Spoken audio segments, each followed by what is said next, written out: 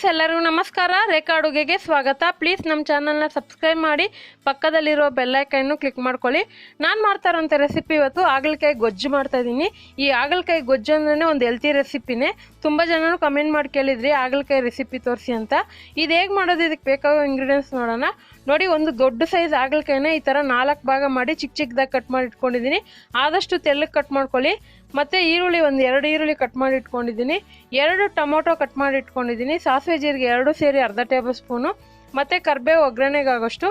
1 ಗೆಡ್ಡೆ ಬೆಳ್ಳುಳ್ಳಿನ ಸಿಪ್ಪೆ ತೆಗೆದು ಜಜ್ಜಿ ಇಟ್ಕೊಂಡಿದ್ದೀನಿ.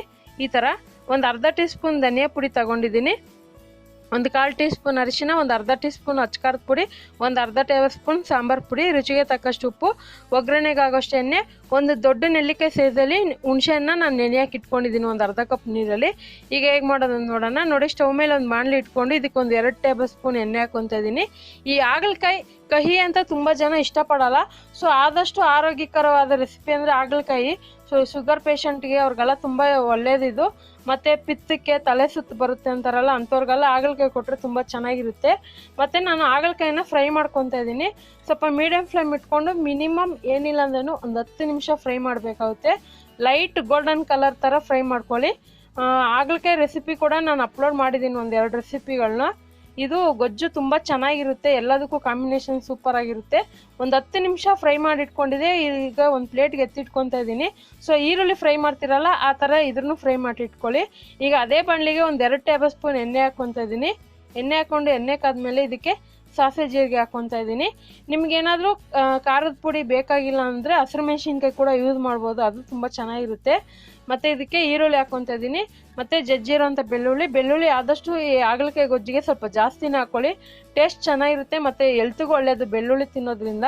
ಸೊ ರೋಗ ನಿರೋಧಕ ಶಕ್ತಿ ಎಲ್ಲ ಹೆಚ್ಚುತ್ತದೆ ಬೆಳ್ಳುಳ್ಳಿ ತಿಂದರೆ, ತುಂಬ ಚೆನ್ನಾಗಿರುತ್ತೆ. ದಿನಕ್ಕೆ 2 ಸರಿ ಆದರೂ ಹಸಿ ಬೆಳ್ಳುಳ್ಳಿ ತಿನ್ನಿ, ನಿಮಗೆ ಗ್ಯಾಸ್ಟ್ರಿಕ್ಕು ಮತ್ತು ಹೆಲ್ತ್ ಪ್ರಾಬ್ಲಮ್ ಅದೆಲ್ಲ ಕಡಿಮೆ ಆಗುತ್ತೆ. ಮತ್ತು ಇದಕ್ಕೆ ಕರಿಬೇವು ಹಾಕ್ಕೊತಾ ಇದ್ದೀನಿ. ಕರಿಬೇವು ಸ್ವಲ್ಪ ಹಸಿಯಾಗಿರೋ ಕರಿಬೇವು ಯೂಸ್ ಮಾಡಿ, ತುಂಬ ಚೆನ್ನಾಗಿರುತ್ತೆ ಹೆಲ್ತಿಗೂ. ಈಗ ಇದಕ್ಕೆ ಟೊಮೊಟೊ ಹಾಕ್ಕೊತಾ ಇದ್ದೀನಿ. ನಾನು ತಗೊಂಡಿರೋ ಟೊಮೊಟೊ ನಾಟಿ ಟೊಮೊಟೊ. ನೀವು ಫಾರಮ್ ಟೊಮೊಟೊ ಆದಾದರೆ ಒಂದು 3-4 ಹಾಕ್ಕೊಳ್ಳಿ. ನಾನು ಹುಳಿ ಟೊಮೊಟೊ ಆಗಿರೋದ್ರಿಂದ 2 ಹಾಕ್ಕೊಂಡಿದ್ದೀನಿ. ಇದನ್ನು ಹಾಕ್ಕೊಂಡು ಚೆನ್ನಾಗಿ ಫ್ರೈ ಮಾಡ್ಕೊಳ್ಳೋಣ. ಸ್ವಲ್ಪ ಉಪ್ಪು ಕೂಡ ಹಾಕ್ಕೊಳ್ಳೋಣ.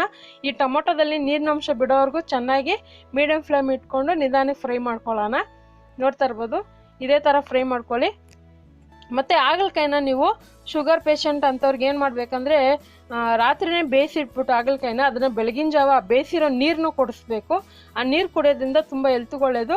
ಮತ್ತು ಜಾಸ್ತಿನೂ ಕೊಡೋಕೆ ಹೋಗಬಾರ್ದು, ಯಾಕಂದರೆ ತುಂಬ ಹೀಟ್ ಆಗುತ್ತೆ, ಓವರ್ ಹೀಟ್ ಆಗುತ್ತೆ. ಒಂದು ವಾರದಲ್ಲಿ ಒಂದು 3 ದಿವಸ ಕೊಟ್ಟರೆ ಸಾಕು ಆ ಥರ ನೀರು, ಬೇಯಿಸಿರೋ ನೀರನ್ನ ಉಪ್ಪು ಹಾಕದೆ ಹಾಗೆ ಬೇಯಿಸಿ.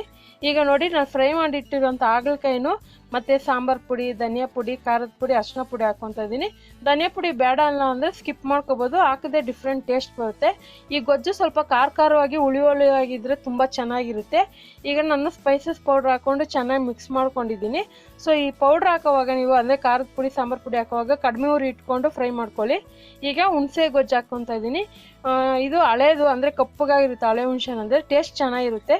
ಸೊ ಇದನ್ನು ಒಂದು ಸ್ವಲ್ಪ ಕಿವುಚ್ಕೊಂಡು, ಸ್ವಲ್ಪ ಹುಳಿ ಜಾಸ್ತಿ ಬೇಕನ್ನೋರು ಜಾಸ್ತಿ ಕೂಡ ಹಾಕೋಬೋದು. ಈಗ ಇದನ್ನು ಚೆನ್ನಾಗಿ ಮಿಕ್ಸ್ ಮಾಡ್ಕೊತಾ ಇದ್ದೀನಿ. ಈ ಗೊಜ್ಜಿಗೆ ನಿಮಗೆ ಜನ ಕ್ವಾಂಟಿಟಿ ನೋಡಿಕೊಂಡು ನೀರು ಹಾಕ್ಕೊಳ್ಳಿ.